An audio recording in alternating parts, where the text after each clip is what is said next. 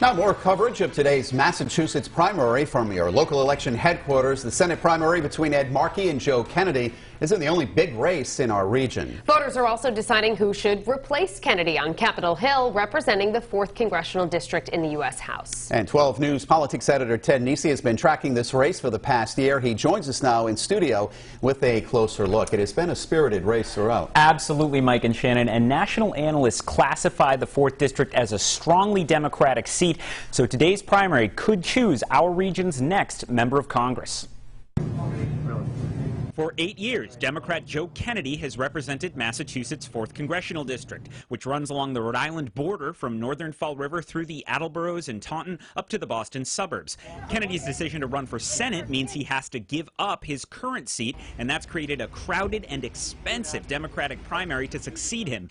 These 7 Democrats are running in today's primary. All of them live up in wealthy Newton and Brookline. People are really focused on making sure that our recovery from this crisis is one where no one gets left behind.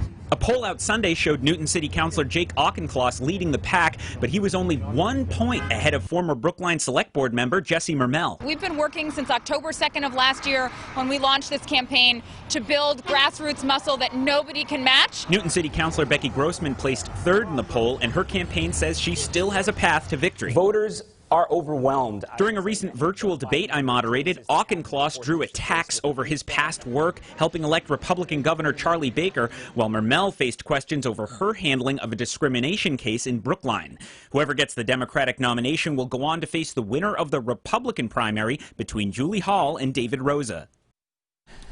And despite the high stakes, advisors to multiple campaigns tell me 12 News is actually one of the only outlets that's devoted significant attention to this race, and that's made it much harder for these candidates to get their message out. Shannon? And Ted, you've made the point, too, that even though Rhode Islanders can't vote, they should really be keeping a close eye on this race as well. Absolutely, and there's a big reason for that, which is we've talked before about the fact that Rhode Island is likely to lose one of its 2 U.S. House seats after this year's census when redistricting takes place. And if that happens, I think Rhode Island's one remaining member of the House will want to partner more with their southeastern Massachusetts colleague to have a little more clout. All right, Ted, thank you very much. And please stay with 12 News for complete coverage of today's Massachusetts primary.